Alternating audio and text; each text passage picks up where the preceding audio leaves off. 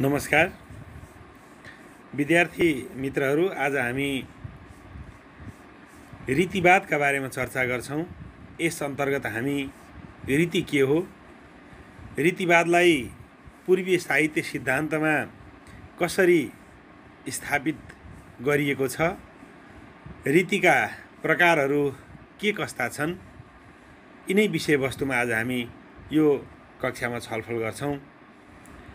खास गरी पूर्वीय साहित्य शास्त्रीय चिन्तनको परम्परामा एउटा महत्त्वपूर्ण साहित्य सिद्धान्तको रूपमा रीतिवादलाई लिने गरिन्छ। जसरी हामीले रसवादका कुरा गर्यौं, ध्वनिवादका कुरा गर्यौं, त्यस्तै एउटा महत्त्वपूर्ण साहित्य सिद्धान्त हो रीतिवाद। खास गरी काव्य रचनाको मार्ग वा पद्धतिलाई रीति भन्ने चलन छ। काव्य रचनाको मार्ग वा पद्धतिलाई रीति शब्दले विशिष्ट प्रकारको पद रचना वा शब्द विन्यासलाई जनाउँछ, जसका कारणले गर्दा काव्य वा साहित्य सामान्य लौकिक कथनभन्दा फरक हुन जान्छ। कविको स्वभाव र प्रवृत्ति पछि रीतिको स्वरूप पनि एकै किसिमको हुँदैन, फरक फरक हुन सक्छ। किनकि कुनै कुनै कवि अथवा साहित्यकार असाधारण भावको प्रकाशनका लागि पनि साधारण किसिमका पदावलीको प्रयोग नगरेर असाधारण किसिमका पदावली अथवा जटिल किसिमका पदावलीहरूको प्रयोग र उपयोग गरिरहेका हुन्छन्।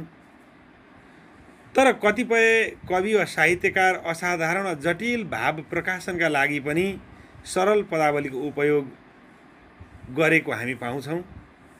यसैगरी कुनै कवि वा साहित्यकार प्रचलित र परम्परागत पद रचनाको प्रयोगमा दत्तचित्त भएर लागेका देखिन्छन् भने कुनै परम्परा भन्दा भिन्न नयाँ नयाँ विचित्र प्रकारको प्रयोग गरेर आफ्नो छुट्टै मौलिकता र नौलोपन देखाउनमा अग्रसर रहेका हुन्छन्। त वास्तवमा के हो भनेदेखि साहित्यकारहरूले प्रयोग गर्ने ती विभिन्न किसिमका पदावलीहरू, कोही परम्परागत रूपमा प्रयोग भएका पदावलीलाई नै बढी उपयोग गर्छन्, कोही असाधारण भावको प्रकाशनका निमित्त असाधारण किसिमकै पदावलीहरूको उपयोगमा रमाउँछन्, कोही असाधारण भाव प्रकटीकरणका निमित्त साधारण सरल सामान्य किसिमका पदावलीहरूको प्रयोग गरेर साहित्य सिर्जना गर्छन्। वास्तवमा यो के हो त भन्दाखेरि हरेक साहित्यकारहरूको अथवा कवि, कथाकार, उपन्यासकार, स्रष्टाहरूको आफ्नै किसिमको मौलिक किसिमको त्यो पदावलीको उपयोग गर्ने एउटा प्रवृत्ति हो। वास्तवमा कवि या साहित्यकारका पद रचना सम्बन्धी, पदावलीको प्रयोग सम्बन्धी यिनै विशिष्टतालाई नै सामान्य अर्थमा रीति भनेर भनिन्छ। पूर्वीय साहित्यशास्त्रमा रीतिलाई धेरै पर्यायवाची शब्दहरूका आधारमा चिनाउने प्रयत्न गरिएको पाइन्छ। कसैले वृत्ति, मार्ग, कसैले सङ्घटना आदि नामले पनि रीतिलाई व्यवहार गरेको पाइन्छ। काव्यका लागि गरिने पद रचनाको गति वा तरिका नै रीति हो। यसरी खास शाब्दिक अर्थ खोज्ने हो भने चाहिँ काव्यका लागि गरिने पद रचनाको गति वा तरिका नै रीति हो। त्यसैले भाषिक अभिव्यक्तिको तरिका वा शैली हो भन्न सकिन्छ। अथवा कवि साहित्यकारहरूले जुन आफ्नो साहित्य सिर्जना गर्दाखेरि भाषिक अभिव्यक्तिको जुन तरिका वा शैली अवलम्बन गर्दछन्, त्यसैलाई खासमा रीति भन्न सकिन्छ भन्ने गरिन्छ। साहित्यमा रीति शब्दका प्रयोक्ता को हुन् त भनेर भन्दाखेरि ईसाको 8औं शताब्दीका आचार्य वामन हुन्। रीतिवादका प्रवर्तक पनि उनै हुन्।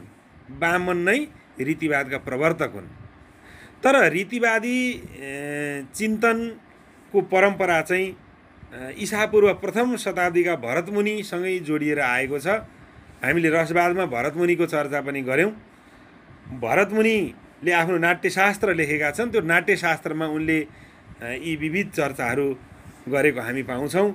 1औं शताब्दीका भरतमुनिदेखि लिएर 17औं शताब्दीका पण्डितराज, जगन्नाथ सम्म आएर टुङ्गिन्छ।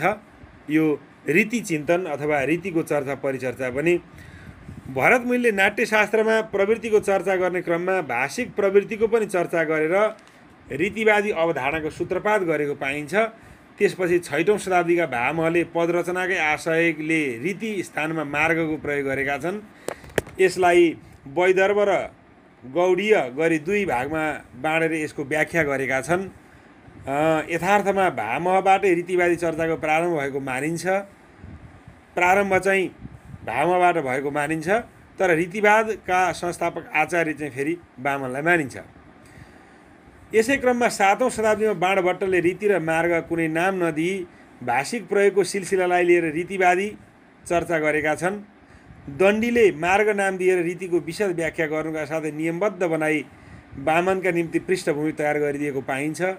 8औं शताब्दीमा आएर वामनले रीतिलाई सर्वप्रथम रीतिका नामले प्रतिस्थापित गर्दै काव्यको आत्मा घोषित गरेर रीतिवादी सिद्धान्त र उच्चतम चिन्तनको सूत्रपात गर्न खोजेको पाइन्छ। यस अर्थमा यहाँ स्मरणीय के छ भने वामनले रीतिलाई सर्वप्रथम रीतिका नामले स्थापित गर्दै काव्यको आत्मा नै रीति हो भन्ने घोषणा गरेर रीतिवादी सिद्धान्त र उच्चतम चिन्तनको सूत्रपात गर्न खोजेको देखिन्छ। यस अर्थमा वामन रीतिवादका संस्थापक आचार्य हुन् भन्ने निष्कर्षमा पुग्न सकिन्छ। उनी पछि पनि रीतिवादका बारेमा चर्चा भएका छन्। रुद्रटले पनि रीतिका बारेमा चर्चा गरेका छन्।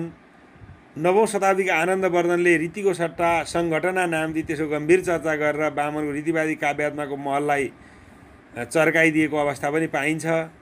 10औं शताब्दीका राजशेखरले वचन विन्यासक्रम नाम दिएर रीतिको थप वर्गीकरण गरेका छन्। 11औं शताब्दीका भोजराजले रीतिको नयाँ विभेद लाठी थपेका छन्। लाठी रीति भनेर रीतिको अर्को नयाँ एउटा प्रकारलाई थप गरेका छन्। 11औं शताब्दीकै मम्मटले रीतिलाई वृत्तिका नामले चिनाउन खोजेका छन्। त्यसै ताका कुन्तकले रीतिलाई मार्गको नाम दिई कवि स्वभावमा निर्भर रहने तत्त्वका रूपमा प्रमाणित गर्न खोजेका छन्। 14औं शताब्दीका विश्वनाथको पालामा आइपुग्दा रीति शब्द नै बहुप्रचलित भइसकेको पाइन्छ।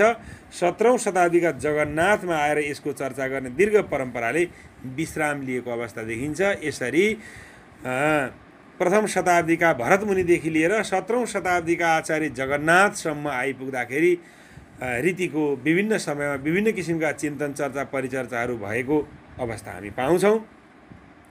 अब रीतिलाई कसरी परिभाषित गरिएको छ त भनेर भन्दाखेरि राजा भोज अथवा भोजराज के भन्छन् त भनेदेखि वैदर्भ आदि पन्थलाई नै मार्ग भन्दछन्। त्यसै मार्गलाई रिङ्गतौ भन्ने गति अर्थ भएको री धातुबाट बनेको रीति शब्दले पुकार्दछन्। यिनको भनाइमा रीति र मार्ग एउटै हुन्। तिनको शब्दार्थ कविहरू रचना कार्यमा प्रस्थान गर्ने मार्ग हो। यसरी भोजराजको रीति सम्बन्धी धारणा छ। वामन के भन्छन् त जो रीतिवादका संस्थापक आचार्य हुन्, रीति काव्यको आत्मा हो, विशिष्ट पदरचना रीति हो, विशिष्ट भनेको गुणात्मकता वा गुणात्मा हुनु हो र काव्य शोभाकारक धर्म गुण हुन्। उनको भनाइमा गुणयुक्त एवं सुन्दर पदरचना रीति हो, यो नै काव्यको आत्मा हो। आनन्दवर्धन भन्दछन् पद सङ्घटना रीति माधुर्य आदि गुणको आश्रयमा रहन्छ। रीति भनेको माधुर्य आदि गुण, माधुर्य ओज प्रसाद आदि गुणहरू छन्। यसले रस आदिलाई व्यक्त गर्दछ। यिनको भनाइमा गुणाश्रित र रसव्यञ्जक शब्द गुम्फन नै रीति हो। राजशेखर भन्छन् रीति वचन विन्यासको एक श्रृङ्खला वा सिलसिला हो। कुन्तक भन्छन् रीति मार्ग हो र यो कवि प्रस्थानको हेतु हो। विश्वनाथ के भन्छन् त भन्दाखेरि पदहरूको मेल वा सङ्घटना रीति हो। त्यो अवयवहरूको सङ्गठन जस्तै हुन्छ र त्यसले रस आदिको उपकार गर्दछ। यसरी माथिका परिभाषाहरू हेर्दा वामनले रीतिलाई काव्यको आत्मा माने पनि अरूहरूले यसलाई काव्यको आवरण तत्त्व अथवा अभिव्यक्ति तत्त्वका रूपमा मात्रै स्वीकारेको अवस्था देखिन्छ अनि आफूले दिएको नामअनुसारको परिभाषा गर्न खोजेका छन्। हिजो आजका समालोचकहरू रीतिलाई शैलीको आंशिक पर्यायका रूपमा लिन रुचाउँछन्। आंशिक पर्याय हो भन्न रुचाउँछन्।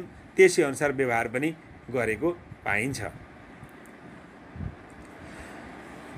अब वास्तवमा रीतिवादलाई स्थापित गर्नका निमित्त आचार्य वामनले के कस्ता तर्कहरू अघि सारेका छन् र रीतिवादको प्रतिस्थापन गरेका छन् त भन्ने बारेमा चर्चा गरौँ। रीतिको नामकरण सर्वप्रथम वामनले नै गरेका हुन्। रीतिका सट्टा अनेकौं नामहरू प्रचलित भए पनि कालान्तरमा गएर रीति शब्द नै प्रख्यात भयो। पूर्वीय साहित्यको एक सिद्धान्तका रूपमा प्रतिस्थापित भयो रीतिवाद भनेर। भाम आदिले अलङ्कारलाई, भरत भट्टनायक आदिले रसलाई, आनन्दवर्धनले रस आदि ध्वनिलाई र कुन्तकले वक्रोक्तिलाई काव्यको प्रमुख अङ्ग मानेर चर्चा गर्दै तिनको मान्यता स्थापित गरे झैँ रीतिवादको साहित्यशास्त्रीय मान्यता दिलाउन वामनले नै ठूलो कसरत गरेका छन्। अर्थात् अन्य आचार्यहरूले आफ्ना सिद्धान्त स्थापित गराउन विभिन्न किसिमका तर्कहरू स्थापित गरे जसरी नै वामनले नै रीतिवादको स्थापना गराउन, रीतिवादी चिन्तनलाई मूल्य मान्यता प्रदान गर्नका निमित्त महत्त्वपूर्ण भूमिका निर्वाह गरेका छन् भन्न सकिन्छ। रीतिलाई नै काव्यको आत्मा मानेर त्यसको पक्षमा वकालत गर्ने आचार्य वामन एक्लै हुन्, किनकि अरू सबैले रीतिलाई काव्यको अनिवार्य अङ्ग त मानेका छन्, तर कसैले पनि काव्यात्मा अथवा काव्यको आत्मा हो भनेर स्वीकार गर्न सकेको अवस्था देखिँदैन। वामनका रीतिवादी मान्यताहरूलाई यसरी अझ प्रष्ट पार्न सकिन्छ। वामनले भनेका छन्, नम्बर 1 रीति काव्यको आत्मा हो। नम्बर 2 विशिष्ट पदरचना भनेको रीति हो, पदरचनाको विशिष्टता नै रीति हो भन्न खोजेका छन्। 3 विशिष्टको तात्पर्य रीति गुणात्मक हुन्छ भन्नु हो। 4 काव्य शोभाका जनक गुण हुन् भनेका छन् उनले। काव्य सौन्दर्य वास्तवमा गुणबाट सिर्जना हुने कुरा हो भनेर गुणलाई महत्त्व दिएका छन्। गुण विशिष्ट काव्य शोभालाई बढाउने तत्त्व अलङ्कार हुन् भनेका छन्। फेरि अलङ्कारलाई पनि स्थान दिएका छन्। काव्य अलङ्कारले गर्दा ग्राह्य हुन्छ भनेका छन्। काव्यको ग्राह्यशीलताका कारक अलङ्कार हुन् भनेका छन्। सौन्दर्य नै अलङ्कार हो भनेका छन्।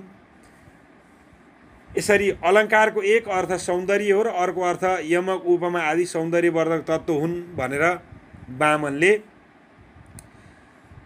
यी तर्कहरू गरेका छन्। यसरी वामनको मान्यता अनुसार काव्यमा रीति प्रमुख तत्त्व हो र गुण रीतिको आत्मा हो। गुणयुक्त रीतिले मात्र पनि काव्य बन्दैन, त्यसका निम्ति सौन्दर्य तत्त्वको अनिवार्य र अपरिहार्य आवश्यकता पर्दछ। त्यो सौन्दर्य तत्त्व अलङ्कार हो। वस्तुतः वामनको रीतिवादमा अलङ्कार पनि एक अनिवार्य तत्त्व वा अपरिहार्य तत्त्वको रूपमा आएको देखिन्छ। यसरी हेर्दाखेरि के देखिन्छ त भनेदेखि वामनले रीतिवादलाई साहित्यमा उच्च स्थान दिन त प्रयत्न गरे, तर उनको आफ्नै भनाइमा पनि केही अन्तर्विरोधहरू देखा परेको देखिन्छ। विवादास्पद कुराहरू रहेका छन्। रीति कसरी काव्यको आत्मा हो भन्ने कुरा पुष्टि पनि उनले गर्न सकेका छैनन्। सामान्यतया आत्मा हो त भनेका छन्, तर पुष्टि गर्नलाई अलि दह्रो र सशक्त तर्कहरू त्यहाँनिर देखिँदैन। रीतिलाई काव्यको आत्मा भनिसकेपछि उनले काव्यको आत्मा रीति भनिसके, तर फेरि गुणलाई रीतिको आत्मा मान्नु, रीतिको आत्मा बनाएका छन्। रीति गुणात्मा हुन्छ भनेर, गुणात्मक हुन्छ भनेर भनेका छन्। यसरी रीतिको गुण फेरि रीतिको आत्मा हो भनेर भनेका छन्। अनि अलङ्कार सौन्दर्य बिना गुणयुक्त रीति बन्न सक्दैन भन्ने निर्णय दिनुले रीतिभन्दा ठुलो गुण, गुणभन्दा ठुलो अलङ्कार भन्ने जस्ता नमिल्दा कुराहरू यहाँ देखिएका छन्। फेरि रीतिलाई विशिष्ट पदरचना भनेर आफैले यसलाई काव्यको भित्री तत्त्व अथवा आत्मा स्वीकार गरिसकेको अवस्था पनि देखिन्छ। अनि यसरी वास्तवमा वामनले जुन रीतिवादी चिन्तन स्थापित गर्न त खोजे, तर पनि त्यहाँ आफै कथा कथा अन्तर्विरोधमा भासिएको हो कि भन्ने जस्तो अवस्था पनि देखिन्छ। तसर्थ निष्कर्षमा के भन्न सकिन्छ त भनेदेखि रीति काव्यको आत्मा चाहिँ होइन, तर शरीर चाहिँ अवश्य पनि हो। स्वस्थ शरीरमा स्वस्थ आत्माको निवास भए झैँ स्वस्थ रीति वा शैलीमा नै स्वस्थ आत्मा भएको काव्यले जन्म लिन सक्दछ। यो तर्क गर्न चाहिँ सकिन्छ। वामनले काव्यमा अलङ्कारको अपरिहार्यतालाई स्वीकारे पनि त्योभन्दा महत्त्वपूर्ण स्थान गुणलाई दिएका छन्। रीति उनको चिन्तनको साध्य भए पनि त्यसमा गुणकै भूमिका प्रमुख हुने भएकाले गुण कारक हो र रीति कार्य हो। उनले गुण र रीतिलाई अभिन्न देखाए पनि पछि ध्वनिवादी आचार्य आनन्दवर्धनले सङ्घटना अनियमित हुन्छ, कवि स्वभाव अनुसार त्यो फरक फरक हुन सक्छ। त वास्तवमा भन्ने हो भने कवि अथवा साहित्यकारको स्वभाव अनुसार उनीहरूले निर्माण गर्ने पदहरूको सङ्घटना, पदहरूको विन्यास चाहिँ एकै किसिमको हुँदैन, मौलिक किसिमको हुन्छ, फरक फरक हुन्छ भन्न खोजेको हो। र रसात्मकताको अनुरोध स्वरूप त्याज्य र ग्राह्य पनि हुनसक्छ। कुनै त्याज्य हुनसक्छ, कुनै ग्राह्य हुनसक्छ रसात्मकताका दृष्टिकोणले। तर गुणरूपी आत्माको नियमित धर्म हो। गुण भनेको चाहिँ ध्वनिरूपी आत्माको नियमित धर्म हो भनेर प्रमाणित गरिदिए आनन्दवर्धनले। यो प्रमाणित भइसकेपछि वामनको रीतिवादी काव्यात्माको महल केही चर्किएको अवस्था देखिन्छ। यसरी रीतिवादको प्रमुख मान्यता रीतिलाई काव्यमा उच्च स्थान दिलाउनु रहेको देखिन्छ अनि रीतिकै गुणात्मा विशेषले काव्यको आन्तरिक सौन्दर्य अवस्थित र प्रवर्तित हुन्छ भन्ने देखाउनु रहेको पाइन्छ।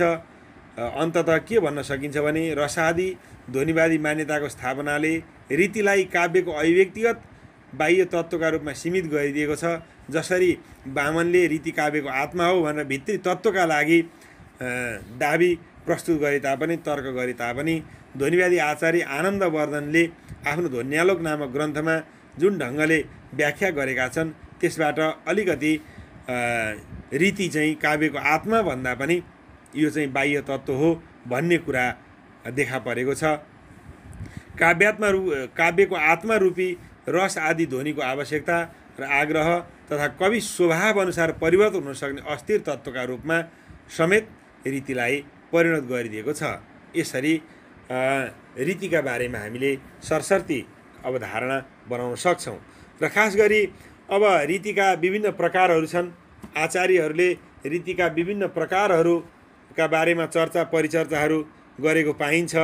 विभिन्न ठाउँमा, विभिन्न स्थानमा, विभिन्न देशमा, विभिन्न अवस्थामा प्रचलित शैलीलाई लिएर रीतिको वर्गीकरण, नामकरण गरिएको पाइन्छ। तर सामान्यतया प्रख्यात रीतिहरू भनेका चारवटा छन्। एउटा वैदर्भी रीति, 2 नम्बरमा गौडी रीति, 3 नम्बरमा पाञ्चाली रीति, 4 नम्बरमा लाठी रीति। अब वैदर्भी रीति भनेको कस्तो रीति हो त भनेर भन्दाखेरि वैदर्भी रीतिमा चाहिँ मधुर एवं सुकोमल वर्णहरू तथा शब्दहरूको संयोजन गरिएको हुन्छ। माधुर्य गुणले युक्त भएको, सुन्दा र पढ्दा पनि आनन्द आउने, समास रहित अथवा अल्प समासले युक्त, खास गरी लामा लामा शब्दहरू हुँदैन, भइहाले पनि अल्प समास, छोटा छोटा समासले बनेका समस्त शब्दहरू हुन्छन्। त्यस्तो शब्दहरूको योजना गरिएको, विशेष गरी श्रृङ्गार रस, करुण रस, शान्त रसहरूमा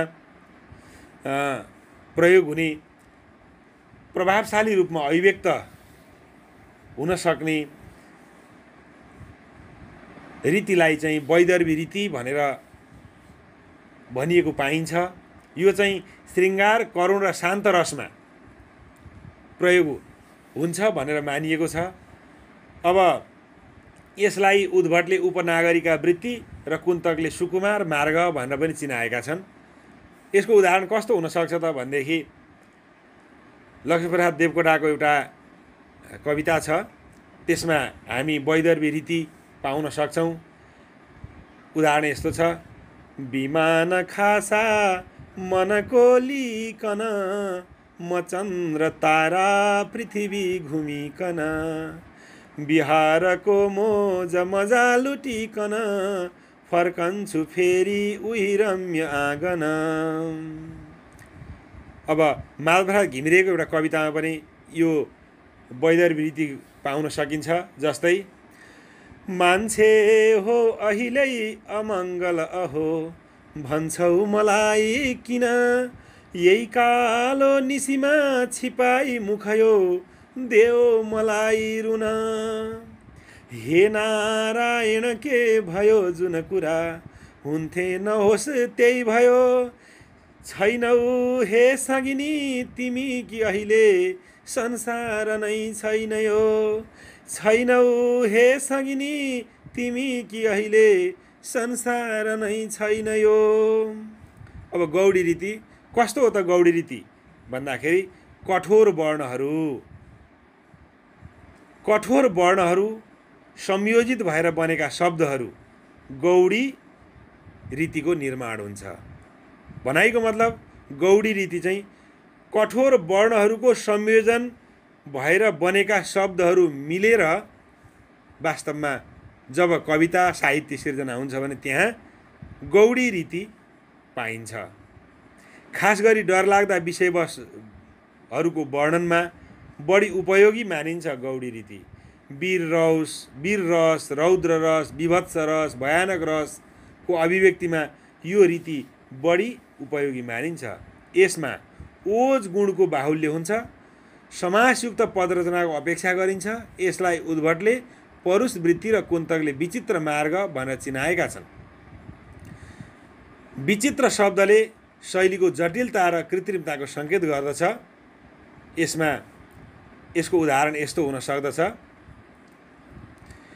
जुघा दार सवार भीषण त्यसै काला महासण्डती, भाला दार भयङ्करै अरिमठे साँडा महासण्डती, काका झैँ सब कुम्भकर्णहरूका छन् खण्डका खण्डती, कटकट कटसित टाप कटकिन गई देख्दै महाजण्डती। यो चाहिँ गौडी रीतिको उदाहरण हो। अब पाञ्चाली रीति कस्तो हुन्छ त? माधुर्य र ओज गुणको सम्मिश्रण अथवा वैदर्भी र गौडी रीतिको सम्मिश्रण भएर मध्य खालको रचना विशेषलाई पाञ्चाली रीति भनिन्छ। भनाइको मतलब यसमा चाहिँ माधुर्य गुण र ओज गुणको पनि सम्मिश्रण हुन्छ। यसै गरी वैदर्भी रीति र गौडी रीतिको पनि सम्मिश्रण हुन्छ र यो दुवैको सम्मिश्रणबाट जुन अर्को खालको रचनाको निर्माण हुन्छ त्यहाँ चाहिँ हामी पाञ्चाली रीति पाउन सक्छौँ। त्यस्तो शैलीलाई पाञ्चाली रीति भनिन्छ। यस रीतिबाट सबै प्रकारका रसहरू अभिव्यक्त हुन सक्छन्। खास गरी उद्भटले यसलाई कोमल वृत्ति र कुन्तकले यसलाई उभयात्मक मार्ग भनेर पनि भनेका छन्। कोमल वृत्ति र उभयात्मक मार्ग अर्को नाम पनि दिइएको छ। अब यसको उदाहरण चाहिँ के हुन सक्छ त भनेदेखि लेखनाथ पौडेलको कविता छ एउटा: निशाको त्यो कालो तमसकल पोको वरिपरि, उही निर्धो भोको विकल बटुवामा भर गरी, मडारिन्थ्यो खेल्थ्यो पल पल उकेल्थ्यो विकलता, थियो उसको लेखा शरण मृत्यु मूर्छा शिथिलता। यो शिखरणी छन्दको रचना पनि हो। त अब अर्को छ हाम्रो लाटी रीति। लाटी रीति कस्तो रीति हो त भनेर भन्दाखेरि खास गरी यो रीति चाहिँ आचार्य रुद्रट र आचार्य भोजराजले प्रतिपादन गरेको रीति हो। विश्वनाथले पनि यसलाई स्थान दिएका छन्। विश्वनाथले आफ्नो साहित्य दर्पण नाम गरेको ग्रन्थमा चर्चा गरेका छन्। अघिल्ला 3 रीति जस्तो त्यति प्रख्यात र प्रचलित रीति यसलाई मानिँदैन। खास गरी वैदर्भी र पाञ्चाली रीतिको सम्मिश्रणबाट, वैदर्भी र पाञ्चाली रीतिको सम्मिश्रणबाट यो लाटी रीतिको जन्म हुन्छ। तसर्थ वैदर्भीको जस्तो मधुरता, पाञ्चालीको जस्तो मधुरता मिश्रित ओज गुणको सम्मिश्रण यसमा भएको पाइन्छ। यो सबै रसमा अभिव्यक्ति दिन सक्ने रीतिको रूपमा पनि यसलाई लिन सकिन्छ। अब यसको उदाहरणको रूपमा एउटा श्लोकलाई लिन सकिन्छ। देवकोटाको छ: एक नै पटक फुल्छ गुलाफ, पाउँदा किरणको मृदुराप, कोपिला कुसुम हुन्न पछाडि, काल झर्छ बरु विश्व अगाडि। यो स्वागता छन्द। एक नै पटक फुल्छ गुलाफ, स्वागता रन भगैर गुरुणाच, पाउँदा किरणको मृदुराप, कोपिला कुसुम हुन्न पछाडि, कालझार छ बरु विश्व अगाडि। यसरी हामीले पूर्वीय साहित्य चिन्तनको सन्दर्भमा रीतिवाद के हो, रीतिवादका संस्थापक आचार्य को हुन्, रीतिका प्रकारहरू के कस्ता छन्, यी आदि विषयमा आजको यो कक्षामा छलफल गरेका छौँ। पक्कै पनि यो छलफल अथवा यो विषयवस्तुलाई विद्यार्थीहरूले सुन्नुहुनेछ, मनन गर्नुहुनेछ, चिन्तन गर्नुहुनेछ र मनमा उठेका आवश्यक विषयवस्तुहरूलाई फेरि जिज्ञासा राख्नुभयो भने फेरि पनि हामी विद्यार्थीहरूको हितका लागि यस किसिमका छलफलहरूका कक्षा निर्माण गर्नेछौँ भन्ने विश्वासका साथ म यो रीतिवादी चिन्तन, रीतिवादी चर्चा र पूर्वीय साहित्य शास्त्रीय मान्यतामा रीतिवादी सिद्धान्त के हो भन्ने विषयवस्तु यहाँहरू समक्ष राख्दै बिदा हुन्छु। हवस्, नमस्कार।